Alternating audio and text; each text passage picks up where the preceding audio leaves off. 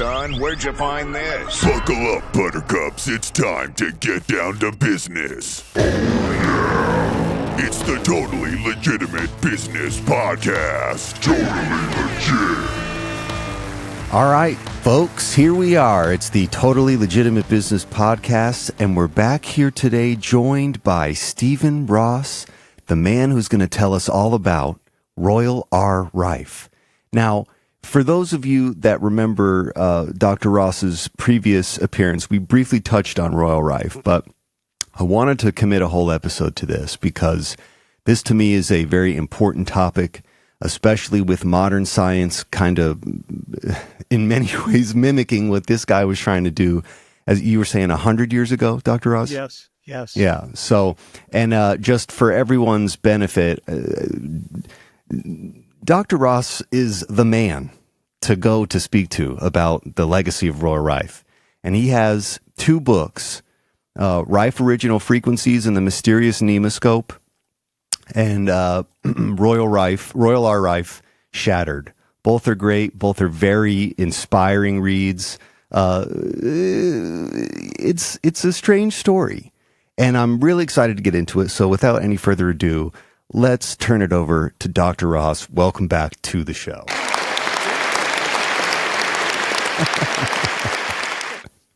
James, thank you. And let's just call me Steve, and that'll work perfectly. And people can see my title. I very much appreciate this opportunity. As far as I'm concerned, the information about Royal Rife and, quote, Rife devices, which are very prevalent throughout the world right now, I think there's a misnomer about these machines and the connection with Royal Rife. So I do appreciate our sharing together, and I like that you have read the books and have a good idea of the story. So please interject as you will on the points that maybe intrigued you, fascinated you, or you needed some update. Definitely. I've got a pretty hilarious list of comments that I had while I was reading them, but I think it might be good just for everyone who doesn't know who Royal Rife is, and we kind of again talked about it on the last one, to clarify what you mean by, like, there's a lot of machines or people out there using Royal Rife stuff. Can you kind of expand on how that's not necessarily what Royal R. Rife was doing? Yes. They're just using the name. Well, let's do a little bit of history. I think that would really provide an even better background. And Sure. That is that Royal R. Rife was a chauffeur back around 1919, 1920. And he was working for a man named Timken who made ball bearings for horseless carriages. And Rife told his employer he had a good idea, better idea to build microscopes. And Timken, down in the San Diego area, put together a laboratory that would be valued at $1 million. And Royal Rife developed a microscope that was 10 times more powerful than any other light source microscope.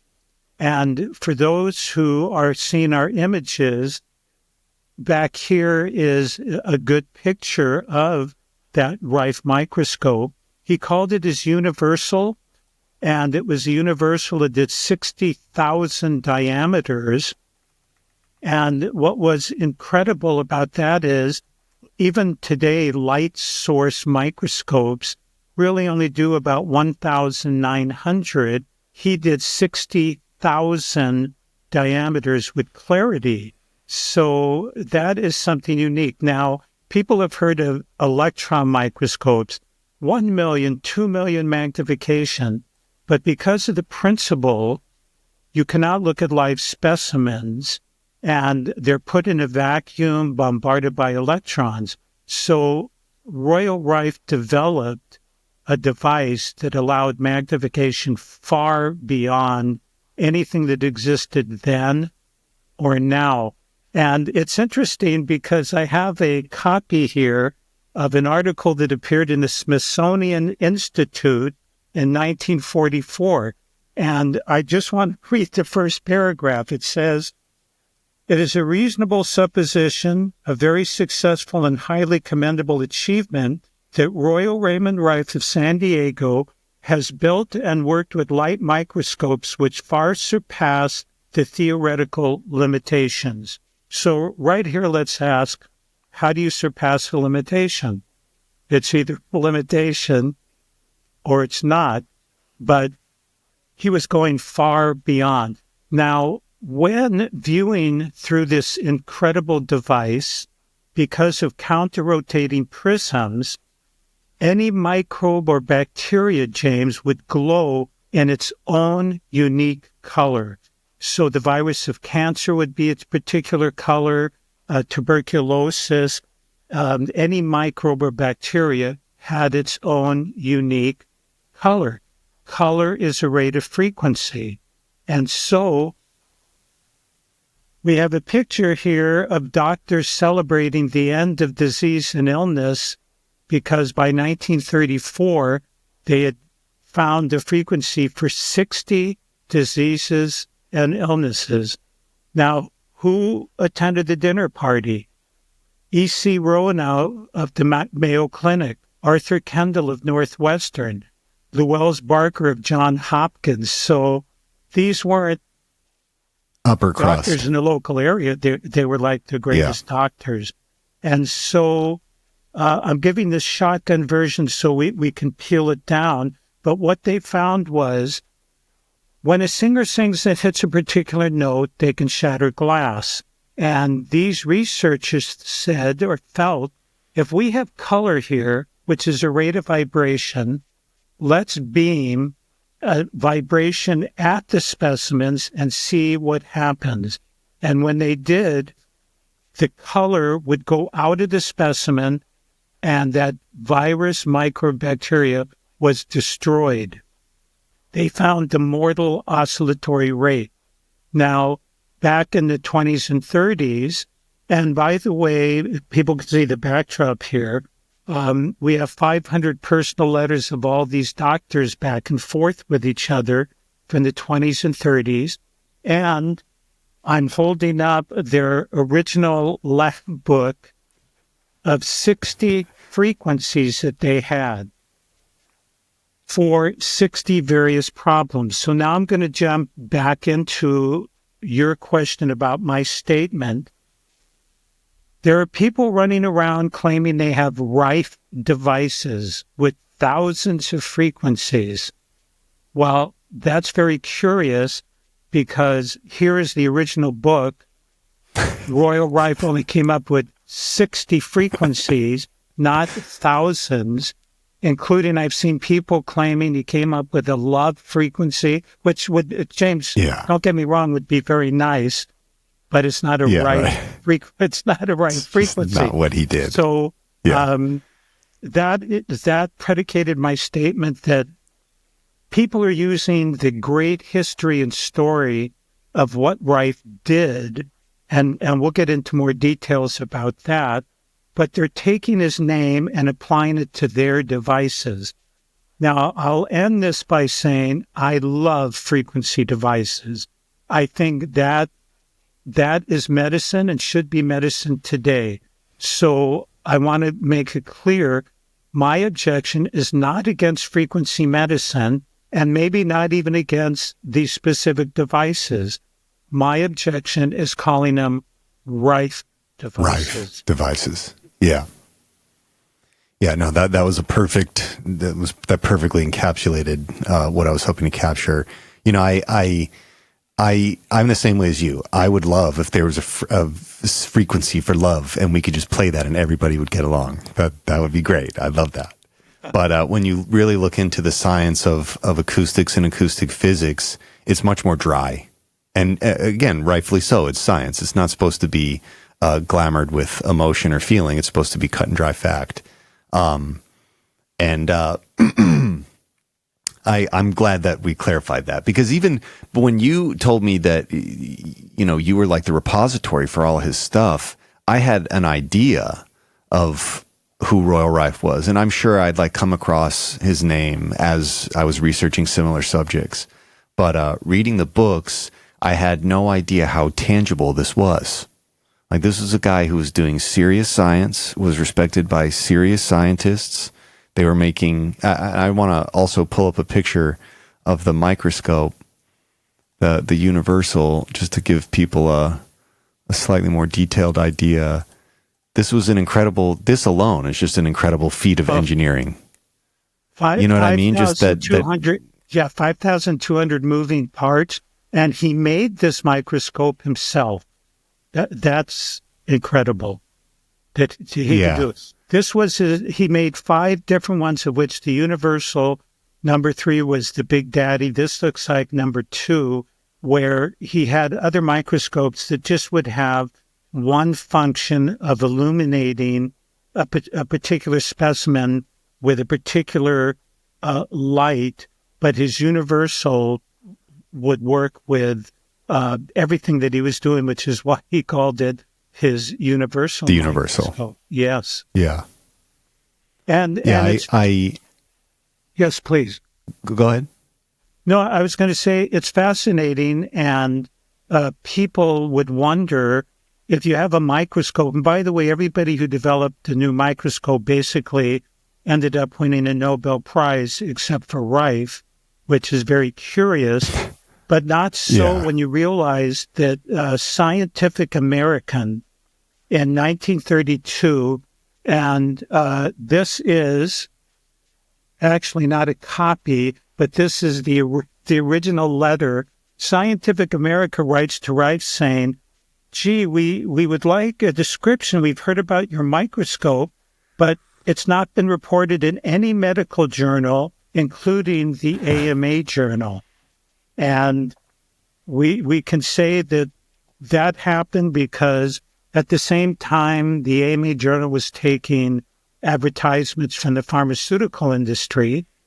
And this is science. This is physics, frequency, and pharmaceuticals are chemicals. And so no real report or account came. However, many newspaper articles appeared. We have more than 50, the Christian Science Monitor and other magazines and newspapers reporting that this is absolutely incredible. And yet, as I wrote in my other book, and nothing happened, it didn't get the light of day. Another article I have here was, this is from the Mayo Clinic, and they discovered the poliomyelitis virus, in their own words, was revealed through the Rife microscope under polarized light. So it isn't just that they thought that they had something, but it was being used by these doctors very effectively. Yeah, well, and for polio, nonetheless, which at that time was, COVID, maybe even worse than what we experienced with COVID. Okay, so let's go back. Let's get to the beginning, because there's like multiple waves of this story. Correct. And each get more fascinating because there's just this like there's hope. Every time people are talking about this or revisiting his work, this is hope. This gives people hope. Yes. So let's talk about it in the 30s. He works for this ball-bearing baron, I guess, a guy who had like made his fortune in this industry and was basically like a I don't know, a patron. Yeah, sure, a patron. Well, and he was actually the chauffeur. He was a chauffeur for Mr. This Timken and Timken's wife. Yes. And did he have any education before he became a chauffeur, or did he just literally intuit this knowledge through tinkering?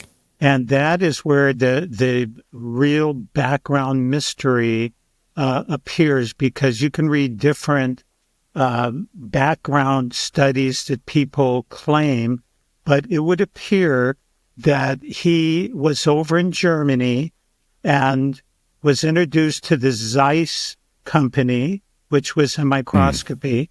And basically after being like there... Zeiss lenses, right? Yes. He believed that he could build, I'm going to joke, a better mousetrap, but it was a better microscope.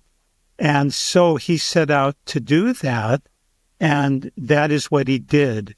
And it's interesting because in those very, very early days, he was obviously by himself, but he received interest from people in Southern California. And these individuals who were medical doctors thought what Rife had was the most incredible discovery, which it was. And Milbank Johnson, who was the local head of the AMA in Los Angeles, started calling all of his friends, Arthur Kendall of Northwestern, E.C. Rosenau, Mayo Clinic, you have to come out and see. Clearly fascinated. Yeah. And look through this microscope. And again, having the letters going back to the 20s and 30s, the follow-up letters, James, from these doctors were like this: I'm still dreaming. It's incredible.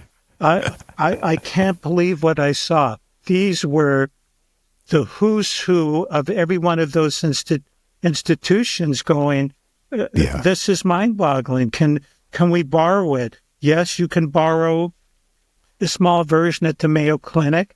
And here they're working with the poliomyelitis virus. And the more they were all working together, this is why. And again, this is the original picture from 1931. These doctors were celebrating, in their mind, the end of disease and illness, because we now had not only success in what we attempted. Now, within 4 years of that picture, all the doctors but 4 would claim they never attended a dinner party. They didn't know anything about a cancer cure. And yet,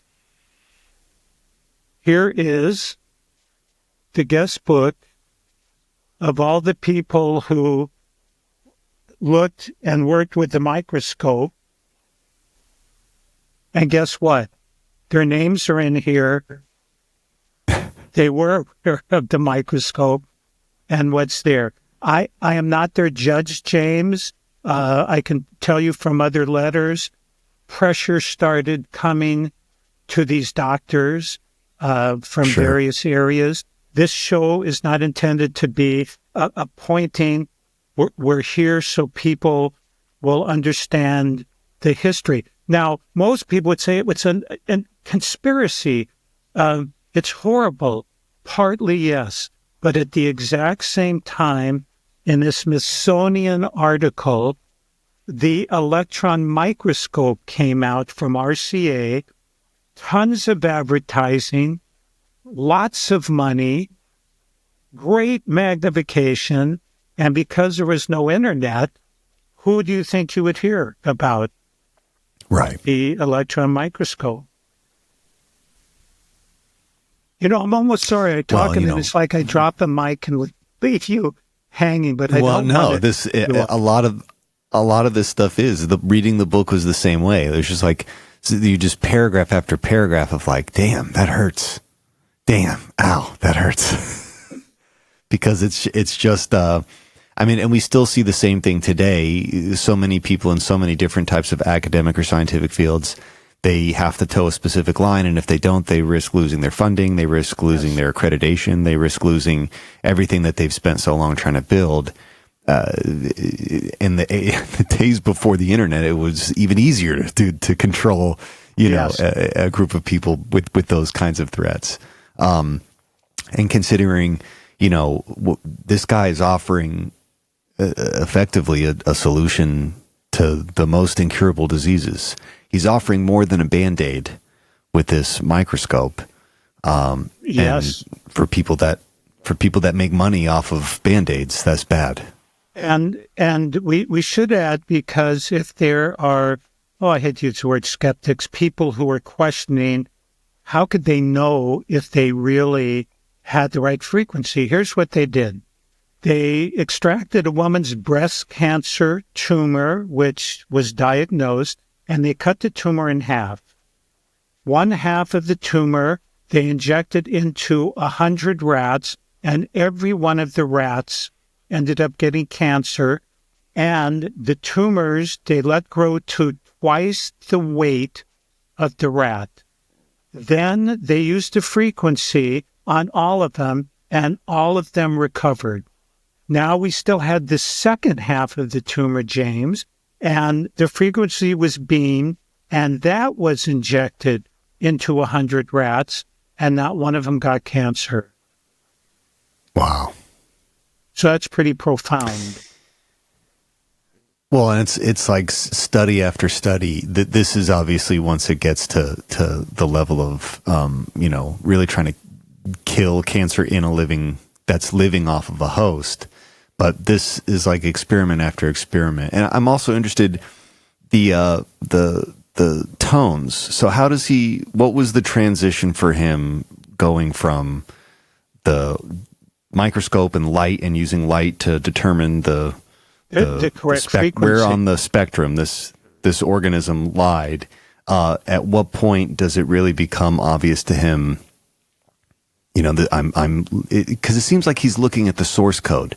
I don't know. Just like I'm reading the book, I'm reading the story, and it feels like somehow he was able to look at the source code of this organism, or of any organism, even with what he's doing with the light, the way that he was able to take not an additional light source, just the sun, natural light, and magnify it in ways that would amplify it in ways that would allow him to use this microscope. And I also have a point, but we can save this for a minute. The crystals. Okay. Yes, and so many different things. But go ahead, take it. No, to address your first point, color is a rate of frequency which establishes that color. So once they determined tuberculosis was an emerald green, cancer was like a ruby red, they started in that spectrum, the frequency that matched the red spectrum, and then looking through, slowly went through, and when they saw the color disappear, they discovered what they termed the mortal oscillatory rate, the MOR source code of exactly what you were saying. They found the mortal oscillatory rate for 60 pathogens, some viral, others microbial, whatever it happened to be. And that is what they recorded in their books. So the color brought them into the basic frequency. Now, finding that resonant frequency and beaming it, the microbe was instantly destroyed. And so they took 60 terminal cancer patients, human beings, to the Mary Ellen Scripps Ranch in La Jolla, California. And after 30 days, 14 were clinically, medicine hates the word cured, but that was their words. 14 were clinically cured, and the other 2 followed soon after. So now they took it from animal to human beings. And what's interesting in the letters, the International Cancer Institute, the forerunner of the American Cancer Society, had given, because Temkin had passed away, Rife was still working in the 30s, a $10,000 grant. Well, the Cancer Institute sends out somebody who observes all their work and says, we're going to cut your funding. Why? Well, we want you to continue doing rat studies. Well, why would we continue doing rat studies if we have already shown that it is safe and effective with human beings? We want you to just keep doing rat studies. And I guarantee you from the tone of the letters, that wasn't because they were thinking of keeping humans safe. and didn't want them experimented on. They didn't like, when I read the tone of the letters, kind of like, are you kidding? Why would we continue doing this? Your funding is gone. So it took all the logical steps, discovering the frequency, testing it on animals, and then going to humans. But there's an incredible letter. Maybe I'm jumping the gun here a little, but one letter said, one day their frequency generator hiccuped, and a frequency was put out in the laboratory that instantly destroyed every experiment that they had of all of the various diseases and illnesses, anything happening with the animals. And the letter said, the mold on the leather chair melted off, and we all pinched each other because we thought maybe we were dead. And that's in my book, that we thought we were dead, and it ruined all our experiments.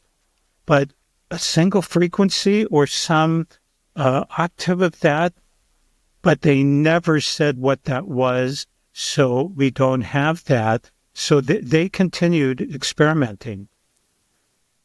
Well, maybe that's for the best too. You know, I understand to some extent why this would be suppressed from like the financial angle, but I understand why certain people would not want a lot of this information to be known, so that it would be like manipulated and used for like sinister purposes. Yes, correct. But I mean, I feel like that's just going to be the case. The same debate was had when we developed the nuke. When we develop any new science that can destroy or create, that's the gamble. But yes, I feel like this would probably have gone on to do a lot more good than bad. But I also understand their resistance to wanting to put it out there like that. Yes, yes. Just so everyone knows, we did this, but don't try and figure this out for yourself, please. Yes. We took it there, so you don't have to. I also, the other question was the crystals.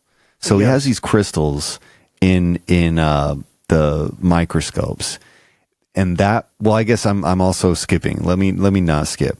So toward the end, let's focus on toward the end of Rife's career before you get involved directly in this story. So end of Rife's career, people have, regardless of what people have said about the things that he's discovered and created, he just gets stonewalled and pushed into obscurity.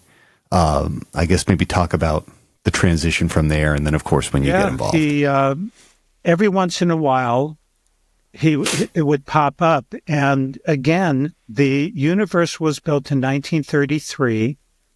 They were doing wonderful reports up until about 1938, and then some of the doctors supporting him had unfortunate accidents or passed away, and he did not have the support. But all of a sudden, in 1944, as I mentioned with the Smithsonian, and it's interesting because that report came out, and I happen to have the original letter. I'm just holding it up. The original letter from 1942, the doctor wrote the article, said, "Hey, I just learned about your super microscope." It's like, it was at least 12 years old. And can you tell me about it and give me a technical description? This is unbelievable. I originally read about it in California and Western Medicine in 1931. So again, we have the report. And then more and more people either passed away from age the Rife was with, and eventually in the 60s, he ends up literally drinking himself into drunkenness. And a man named John Crane in the San Diego area happened to befriend Rife and hear this story. Rife was selling a drafting kit to get money, and John Crane was in the store, heard the story, believed the guy, befriended him. Rife left all his materials to John Crane. And when Rife died in the 70s, which is another reason he did not build these current Rife machines, since he died in the 1970s, his epitaph, his last words were, "All I wanted to do was build a better microscope." So now John Crane has it. John Crane, with some other individuals, attempted to come out with what was called frequency devices. He was thrown in jail by the California authorities, eventually got out.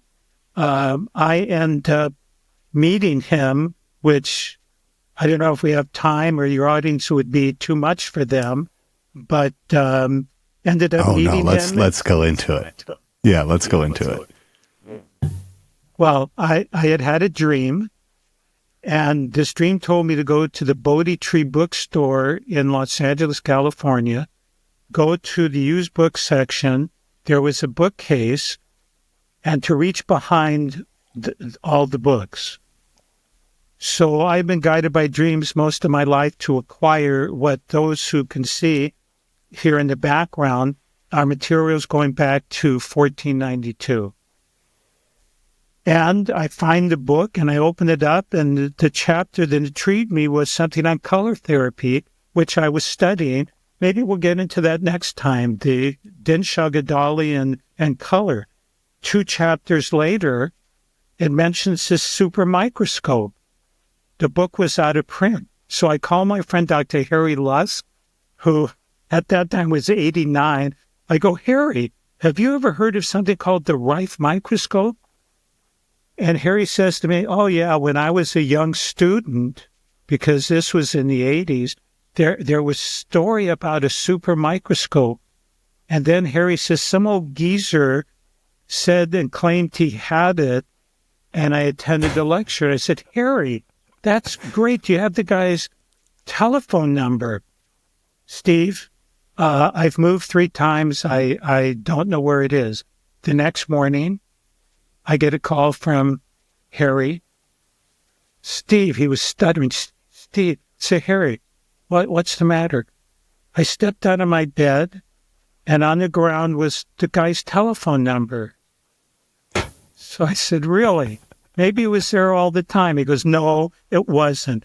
I called up John Crane, and 1 year later, he gave me that universal microscope. Now, right now, nobody knows where it is. I had it for 2 years, went through a lot of events that were in my book, Royal Rights Shattered, and eventually my associate currently has it, and it's in safekeeping. But you will note from the book, the people who I've met when I had the microscope, after I had it, people coming in and going, "I have the Rife microscope." I go, "Really? You have the..." "Yes, I do." And then I would march them to my back office and go, Is this what you have?" What's that? Yeah, they go. So people would make up stories all the time. But the best, I believe, is when I took a call at my office in L.A., and a woman says, "I understand your founder, Stephen Ross, was killed."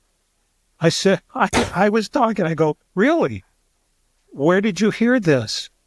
"Well, I was at a rec room at a condo, and they played a movie about Nikola Tesla, which, by the way, is very good. And after they told the story of the Rife microscope and how Stephen Ross came out of his house and he was gunned down on his front steps, and the microscope was stolen by the government and never seen again." And she says, "Did you know him well?" And I said, "Actually, I saw him in the mirror this morning." People have come up with such BS about Rife and what he did. And some people think the microscope is the same as a frequency device, and they have it, and it was stolen, and it's with the Ark of the Covenant and the government Yeah, right, of course. There's just a lot of misinformation, and I'm thankful again to you that we are presenting at least what we have of original materials here.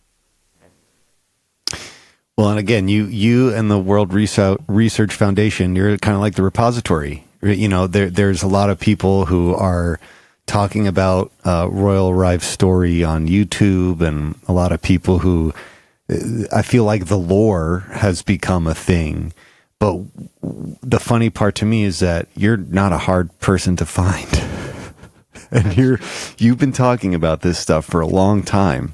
Yes. And, you know, why not just go directly to the source? You've been this is another thing that you're the steward of, his story, what exists of his, legacy in relation to the work that he did. And,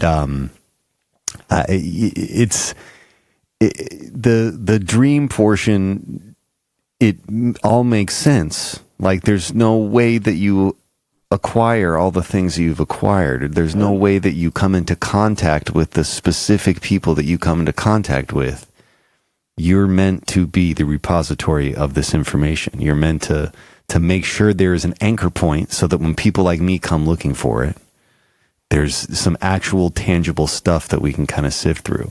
And I appreciate that. And again, my background, I have a PhD in finance, a math science background, and extensive sports. So I didn't fall off the turnip truck either, nor was I ever thinking that you could get guidance in dreams. But I do want to share this. You're much younger than I am, and for maybe the older people in your audience, when I was in elementary school, there was a game called telephone, and the teacher would line up all the students and whisper in the first person's ear, "Put the rain in Spain is man," and each of the students would turn around and whisper. And by the time it came out to the 20 or 30th student, it was so convoluted and so different than the original. That is what I feel about the Royal Rife story. People take from other websites. I would challenge any of these people on the internet and their YouTube to tell me that they personally saw or touched the Rife microscope, which I know is going to be impossible because I know every place it was when I got it in 1984 until the present. I would ask those, how many read the letters of these doctors back and forth to really get the flavor of the story. People just take, that's not just Rife. People have this need to anything, be known, or and then the other ones I like are people going, I am smarter than Royal Rife. I know how to do it. He should have done it this way. He should have done it this way. Great. So how does yours work? What's the documentation? Still waiting. Yeah. Still waiting. I mean, he had people from the Mayo Clinic, Northwestern, John Hopkins. You come up with a device. Where's the beef? How is this really working? I have found that, and I know quite a few of these devices that are out there. Some call themselves Rife frequencies. Some use spooky names. The bottom line is that they are not based on his original documentation, and he never did a frequency on love, nor did he have a frequency for arthritis. He didn't do that. He never developed that. And again, he didn't get that far. His book is right here. Yeah, no, that's this is what I love about it, is that you have literally written the books on it. And again, the two books that I read, that's the most succinct and detailed accounting of the known material that exists from him. It lays it out pretty easy, cut and dry. Yet people continue to just read the same thing off. It's very different than whatever I had heard about Royal Rife before I read those books. Maybe it's not as fanciful as him developing a frequency for love, but it's still very compelling. And in fact, to me, the dryness of the science implies how simple, but he was just sensibly saying, I think this is how things are operating, and to prove my theory, here's how that applies in every possible way.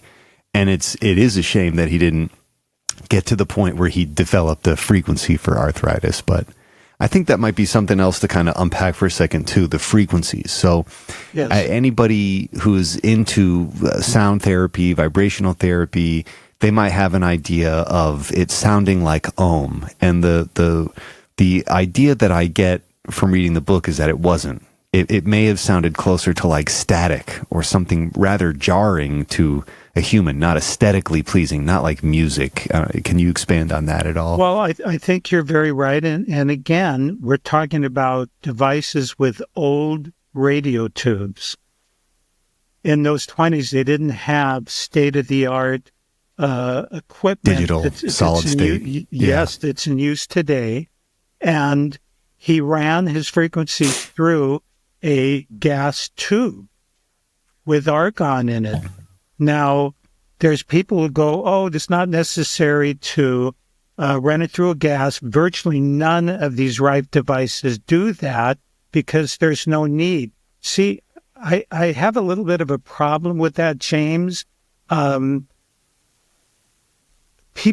There's always reasons why individuals will do something, and maybe they put some superfluous things. Wow, I thought this was they put some superfluous things in there, and somebody later can come and say this isn't necessary. But very few of these people ever do anything from scratch. In other words, if you're going to update, build the original and slowly get rid of things that are needed there. And excuse me 1 second, should have been better. No worries. I look at this and go, he had a reason based on the tubes and the frequencies generated why he did it. Now, I believe, based on what you're saying, he's put a flashlight into a dark area. We know there's going to be frequencies now generated that are going to work.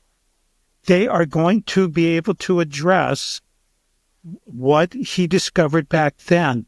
I'm a firm believer in this. I believe in our universe here. I believe in the guidance and spirituality that's around.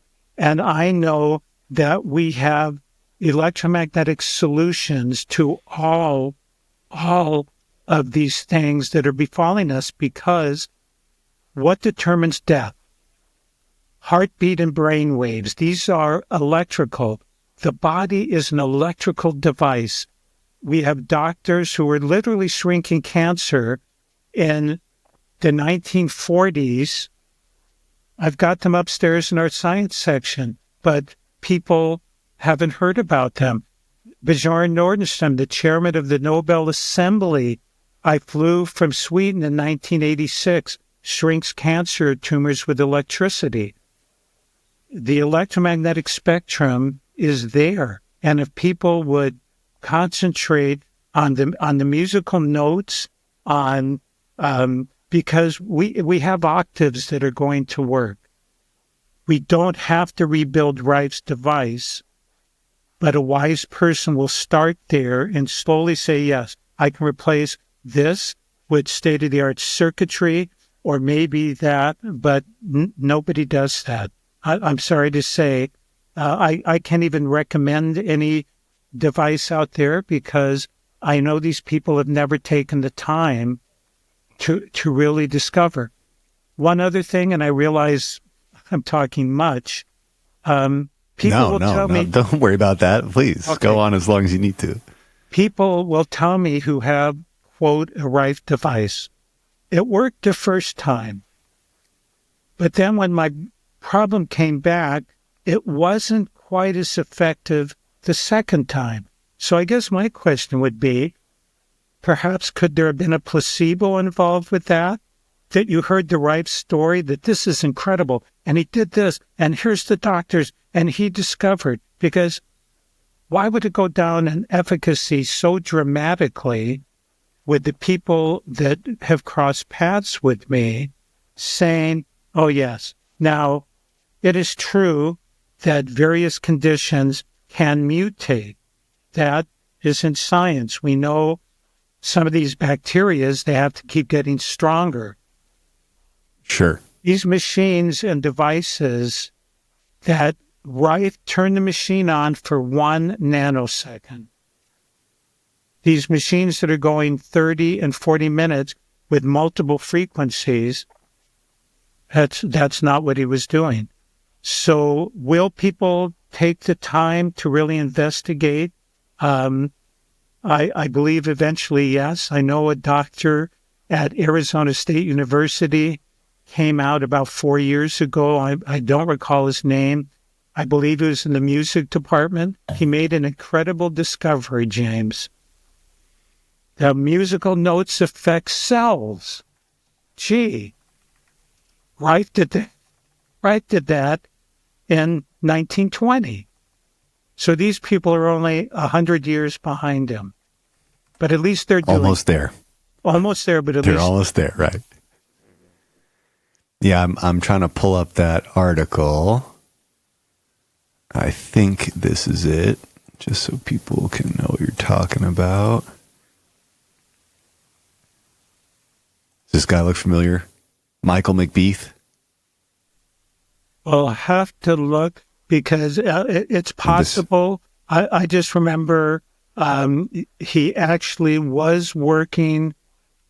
This is neural mechanisms of music perception, but the other one actually was working with cells. But I know it was pretty much.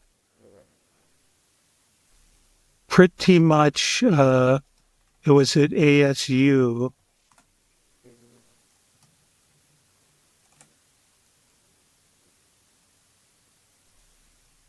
But we will find out. Because I wasn't highlighting it. He's so many worlds behind what these other doctors. And guess what? He is going to have to mind his P's and Q's, because coming out again with physics, when the biggest lobby in the world is the pharmaceutical industry, I'll ask you, how far is he going to be able to go with interrupting the biggest business in the world, which is everything to do with cancer? So you can't keep research down, and when he will ever come out with really some definitive information, we'll have to wait and see. I hope he does. I'm an archivist. I hope there are people who will do much better things than Rife. There's another device I actually like more than Rife called the multiple wave oscillator, MWO, that was built by George Lakhovsky back in the 1930s. People have asked me, what do I think about Rife's technique? And what do I think about the multiple wave oscillator by Lakhovsky?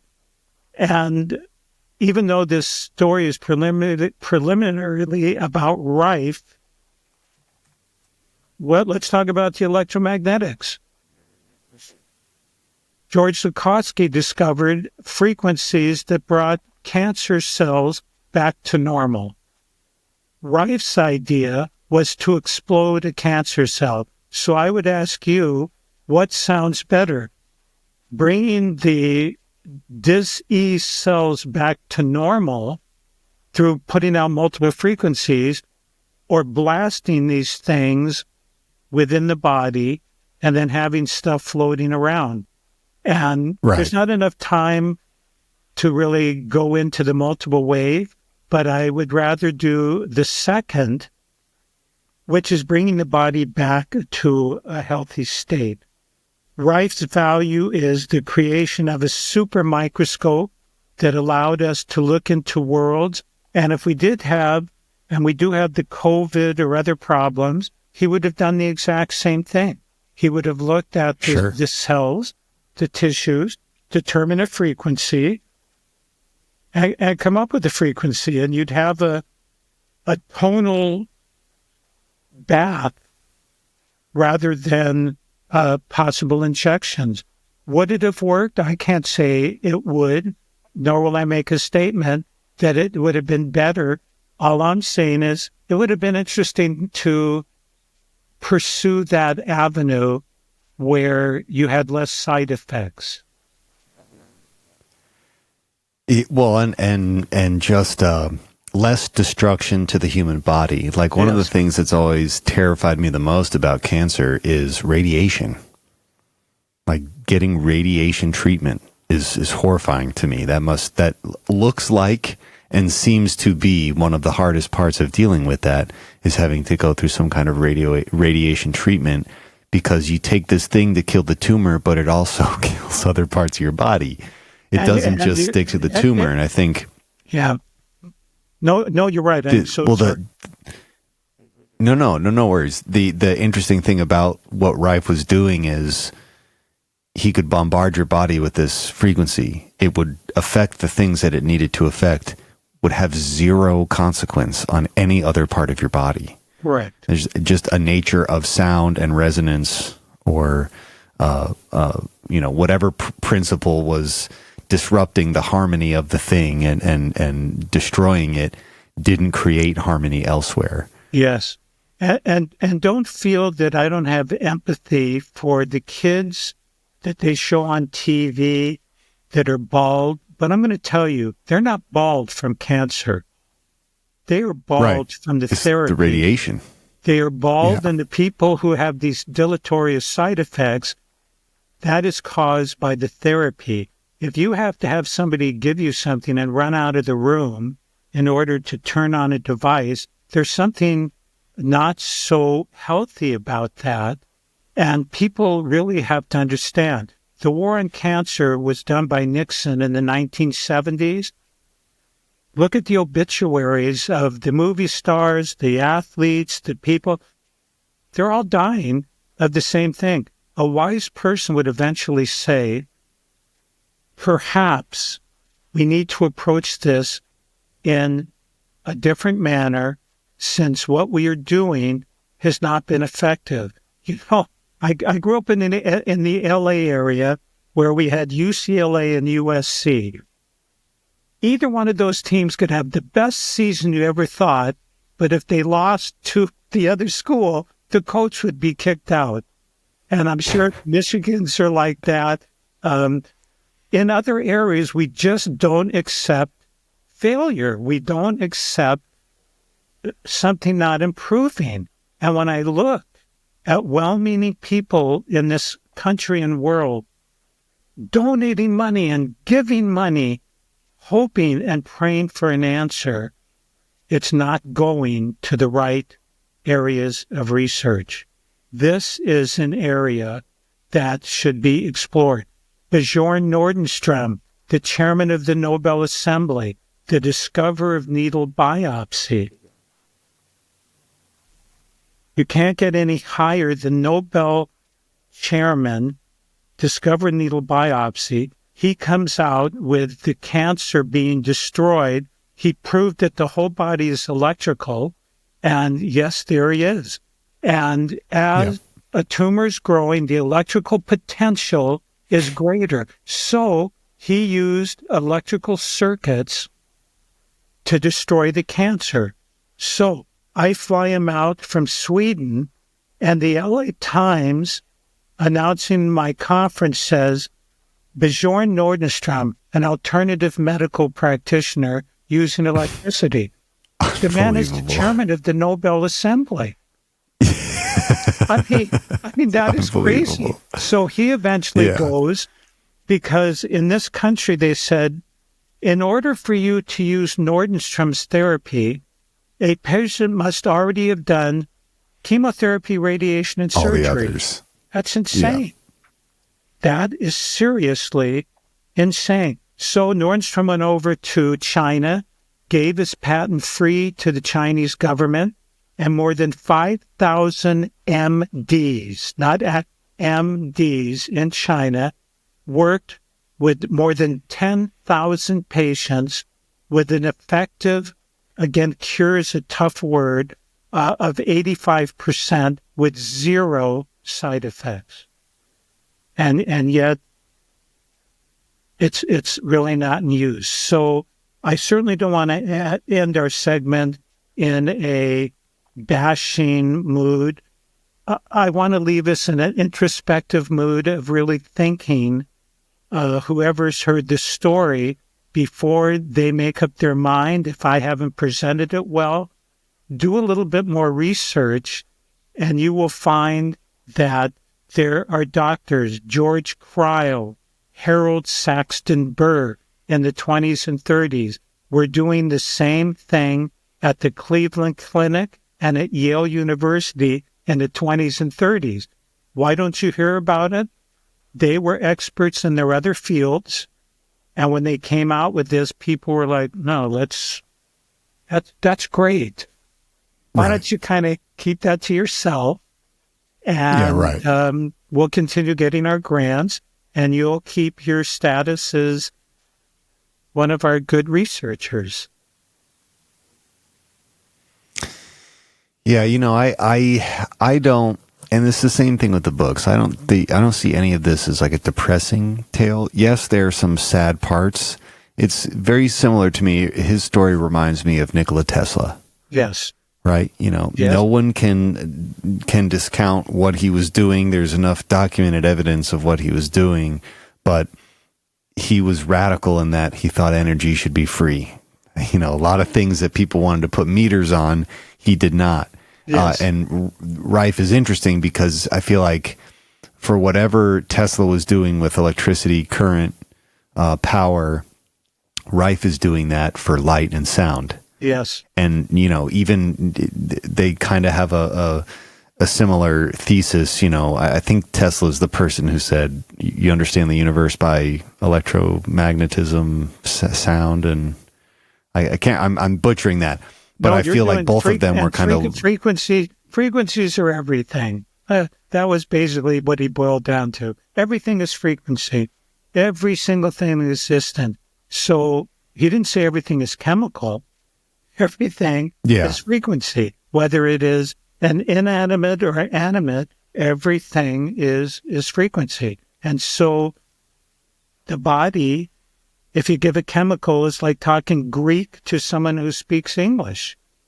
We live on frequencies. And if we were in harmonious, beautiful, and basically, I have a very open philosophy. I'm going to shoot it in here. My philosophy is you can acquire unlimited knowledge and information and awareness by having a beautiful heart, an open mind, and a humble spirit. And if you go through your day with love, in love, and through love, you're going to find all of the answers that you need. It's about being open. It is about really striving. And I believe in this reality, the more we're seeking from a genuine, open position, we will get our answers. And even though I threw in that thing with the dreams, I've been guided for 50 years all over the world to caretake materials. Now, if you had asked me in my 20s, with my sports background or finance or science, if I thought dreams could deliver answers, I would be laughing. So I would go, come on. But, get out of here. Yeah. Yeah, get out of here. What? Come on. They're silly. They don't make any sense. There's just much more. And I really believe a genuine seeker will arrive at where they need to be. And again, I don't know how much time we have, but I hope people appreciate what you do in that you're an explorer.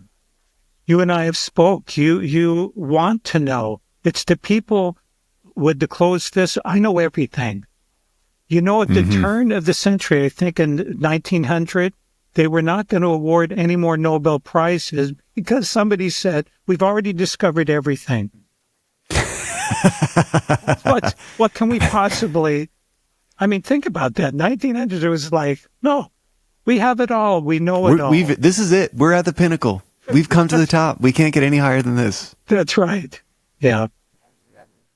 I first of all, we can go as long as you can go. So you tell me when you have to stop this. But I again, like I recognize that even when Ronnie pointed me in your direction, like you put a library together full of stuff that I have been like searching desperately, trying to find the source. Like the actual repository of the knowledge base.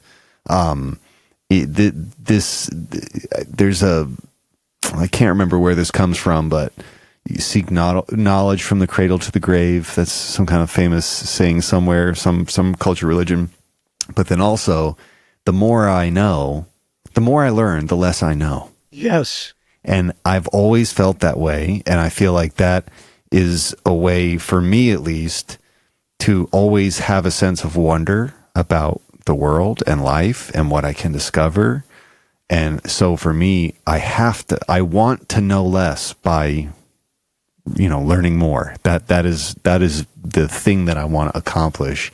And it's part of why I started doing the show, is because I've had a lot of conversations with people about these topics, and creating my own repository of conversations with people who are experts and have their own tangible experiences that relate to a lot of these same topics. Again, I appreciate you coming on here and telling the stories. You brought out a very good point, and that is, what is an expert? I always hear this person's a, quote, cancer expert, or this person is a guru in a particular subject. And yet, they don't really, a lot of times, understand the mechanics of what is happening. They really are not sure. I started this library, World Research Foundation, one shelf in a bookcase, and you can't even see the whole. Now it's 55 shelves and a storage unit, because I just wanted to know. And when I would read a philosophical or spiritual book, James, I would go, I wonder who inspired this person. And then you get 3 or 4 names. And then you keep going and going until you end up with a room that goes back again to, this library goes back to 1492. And we have 30,000 additional PDFs going back to the 1500s, because I wanted to know who inspired who. But even more than that, what were the people's personalities like? I could talk about a Pythagoras or Paracelsus, and they made incredible discoveries, but who were they? What were they like? Why did they go on the search that they went on? And you're going to find that even, I'm going to interject, an incredible alchemist, Paracelsus, from 1493 to 1541, the greatest of all the alchemists for many reasons. But he said, in order to learn nature, you have to walk her leaves. You must observe. And when he was very small, there was a pond near his home. And during the winter, it would freeze up, and the fish would naturally go very far down, but he could sense they were there. Now, during the summer, it got very hot, almost to the point of boiling. And Paracelsus was wondering, the earth has stayed the same. The sun is the same. Why is this happening? And then he goes, it's because of the angle of relationships. The sun is at a different angle. And so he developed his whole system that it is about relationships, one thing to another, and not always, this is the substance, this is the substance. They haven't changed. So you can have a couple, they fight like cats and dogs. They separate, same people, they haven't changed, but they're in resonance with whoever they go to. And it's the same with any substance. It is about relationships in this world that makes something either positive or less than positive. Yeah, That's interesting, and always one of my like big gripes with so many elements of science is everything occurring in a vacuum. Like we tend, and yes, I understand that we have to do things in a literal or figurative vacuum for standards purposes, to be able to have like a standard to compare others against.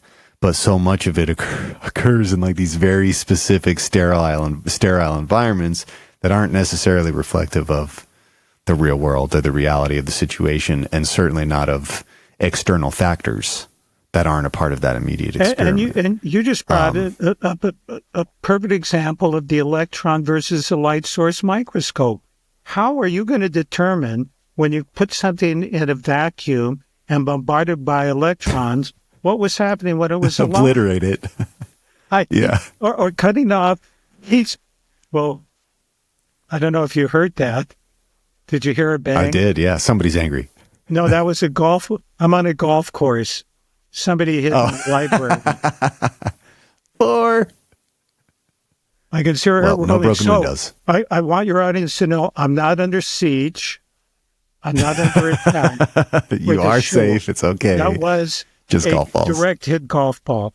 So, yes. Taking a piece, that was the difference in my mind between Plato and Aristotle. Aristotle's gripe with his teacher Plato was he was always talking about universals. He would say, you're here to get over there. That is the end goal you want. And Aristotle is going, hey, I need to know specifically how many yards is it? How many feet is it?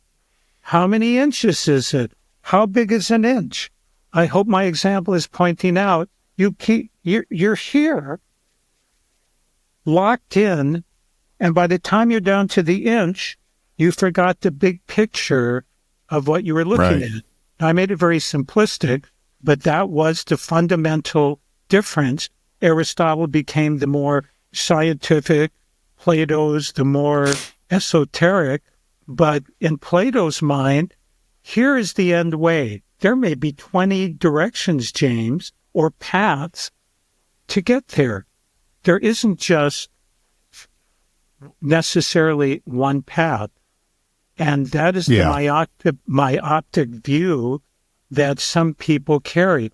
I remember when I started my organization in 1984, I had a staff person, Joan, working for me in 1986, and she had a boyfriend working at UCLA. And she got immersed in all of this, and she tells me one day she went to her boyfriend and said, you got to come to this place I'm working at. There's cancer cures. He was a cancer researcher. Here's his answer. I have a lifetime job. There will never be a discovery for cancer, so he didn't even bother coming over. Yeah. And you know, again, that what's the thing that I'll always have to explain to people too is like what we were talking about before. You don't need a conspiracy when interests align. That's a conspiracy. Right there. Like, you don't need people sitting in a room, dimly lit, signing an agreement in blood. You don't need that. You just need like interests to align. And then all of a sudden, people will be doing whatever to ensure their survival or ensure their funding or, you know, make sure that their gravy train doesn't get disrupted in some way. Right. So I don't know. We've covered a lot about Rife. Again, there's more detail. You mentioned 2 books. I also had another book, And Nothing Happened, where I talk about Rife and other technologies that, for whatever reason, vested or were just overlooked. And people can go into, there it is. They can go into more detail if they want. I am not here to prove anything. I am here, just like if you went into a library and you asked, the library is not open for public viewing. It's more research, but certainly if you have people in your audience who wanted something more, they can always find me. I think you started out saying that. I'm visible. I can be discovered where I am. I've given many, many presentations on this, even to the point where I've had people come up to me in smaller venues saying, "You don't know what you're talking about. I have this Rife device and my people say that this is what happened." And I'm showing them the original materials and they're fighting me tooth and nail. And it's like, hey, all I can do is show the originals and you have to make up your own mind. And whatever you decide is your decision. My decision was to caretake, to steward these things. And again, people will find the answer that they're looking for. So, again, I really appreciate James. I hope we can do something again in the future. If you I really... You talked about two things, the multiple wave oscillator, and then you also mentioned the study of color. Yes. I think that has to do with the other box that you have, the other device you have there. Yes. So maybe that's what when you have the availability, maybe we do an episode on those. Either we can do those separately, we can bundle those together, but I think continuing down this path, again, folks, this man is the steward. He's got an amazing YouTube channel, which will be linked in the description. I'll have the World Research Foundation's website linked in the description. If you're into these topics, this guy has all the stuff. He is the person who has amassed this in a way for you to easily access it and at least know it exists. There's, I think I told you this the last time, but there were a couple lectures of Peter Guy Manners that really got me into this stuff a long time ago, 10 plus years ago. They were your lecture. There were things that you hosted and I had no idea. I'd come across it before and I had no idea. But with a lot of this stuff, a lot of the subjects that I find myself interested in, it's not stuff that's impossible to find. It's just, you got to look a little harder for it. It's not going to be, maybe it won't be one Google search away. Might be a couple more than that, but you will find it. It does exist out there. The one thing I do want to ask before you go though, and there's like two things. There was one that relates to the repair of the universal. And one of the big concerns being the crystals had been lost, right? Was there something like profound about the person that made the crystals or the company that made these crystals? Like, was it something that no one knew the particular design for, or they didn't have the right materials to recreate? I just remember that being a note in the book and wanting to make sure that I ask. Yeah, he had rotating prisms, which are still present in the base, but in the long tube, the crystals were angled so perfectly so that the beam of light continued to stay narrow.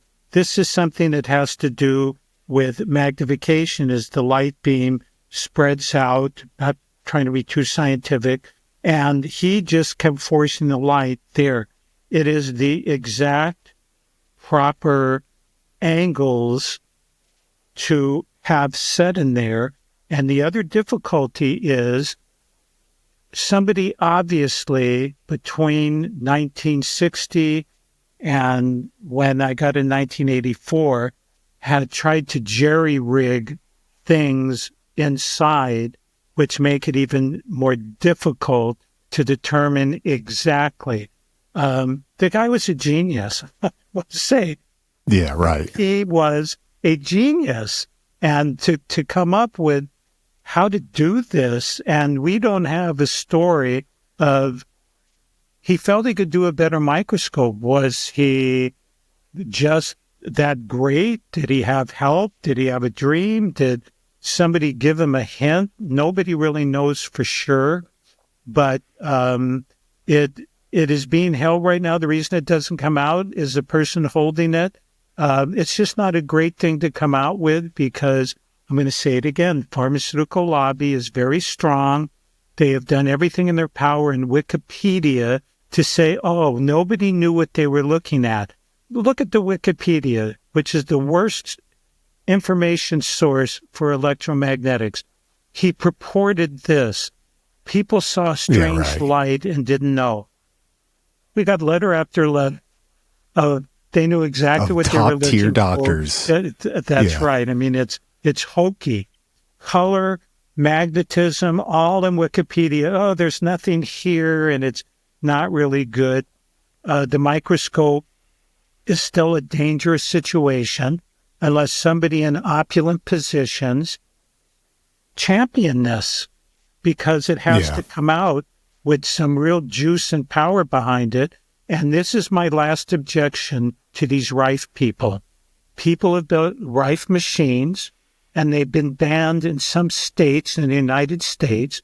The Wikipedia says people have been killed using a Rife frequency device. So I can't even come out with the originals because these people have screwed up that name. That is my biggest. That's how I started. That's how it will end. They've screwed up Rife's name with their stories and devices they put out. But in real life, I'm a nice guy. Yeah. Well, and look, we're doing this to kind of set the record straight. It might be a little bit of backtracking, but we plant the seeds and get people talking about the truth and reality and point people in the direction of where to look for the actual repository of the information. Yes.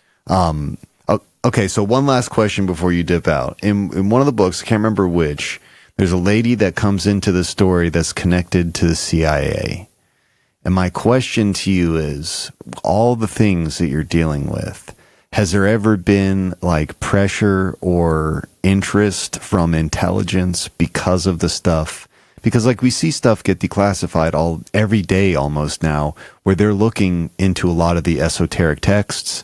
They're looking into places that you wouldn't have thought the CIA or FBI would have been looking into in the 50s and 60s. And I'm just wondering if she was the first time you would like come into contact with someone related to intelligence or, an institution that might be a little too square to be looking into this information. Well, it's interesting because the woman you're talking about, Betty Lee Morales, is in my book about the nemoscope, which we've talked about Rife. The nemoscope was 50 times more powerful than the Rife. And she happened to know Elmer Nemes and had the material on this other microscope in her possession as the nemoscope was stolen. So I don't want to mix people up too much, but I will tell you this. I was a consultant for the state of California, or the city of LA against the state of California. They were doing malathion spraying or spraying a pesticide over the people of Southern California. And I gave testimony. And after I gave my testimony, I was approached by two people, men in black suits. And they came up to me and said, we don't like how you have given information in a public forum in front of ABC and CBS and NBC. We preferred that you talk to the governor privately. Mm-hmm. I said, I sent information and he never responded. So they leaned over after my testimony and goes, we know where you live. I said, okay, are you threatening me? Because you have to do what you have to do, and I'm going to do what I have to do. And you should really think long and hard about this. So I answered your first question, Betty Lee and the CIA. In that case, that was her former job. She saved something which I eventually got later. And yes, I have been faced with scrutiny before, but for a malathion and not any of these things. But in conferences I gave in Boulder, I was told by the other participants, see that man over there? He shows up. He never sits down. He's with the authorities, listening to everything that's presented. I don't really care. I've I said I've given more than 350 presentations. I just am holding data, and will continue to do that. Yeah, I feel like there's so many spooky stories like that through so many different layers of science where some other type of organization wants to, covet that information for themselves. And part of the reason I feel that any of the problems that you face with that respect are purely because they don't want everyone to have access to it. Well, and they want to have control in the sense of like, I'll tell you what you can know and not. Exactly. Now, if we do another segment, I will tell you a story with the color, with the multiple wave, and with the two fellows who looked to duplicate the Rife in a slightly different way, and they did have something that happens. So let's just leave that teaser for the future. Love it. And we'll see. Love that. My friend, Love have that. a wonderful day. No, thank you so much for joining us again today and kind of giving us the details on Royal Rife. Again, folks, if you're interested, his books, his website, his YouTube page will be in the description. Please check that out. Stephen Ross, everybody, thank you so much. This has been the Totally Legitimate Business Podcast. We're out of here, and we'll catch you on the next one. See you, folks. This has been the Totally Legitimate Business Podcast. The end. With your host, James Oliva. Executive producers, Clint G and James Oliva. That's obnoxious. Sound design, mix, and master by James Oliva. Literally no one cares. For more Totally Legitimate Business, subscribe to our YouTube channel at Totally Legitimate Business or add us on TikTok at TLB Pod. When will this end? Thank you for listening. Now get back to work. Move it along, buddy.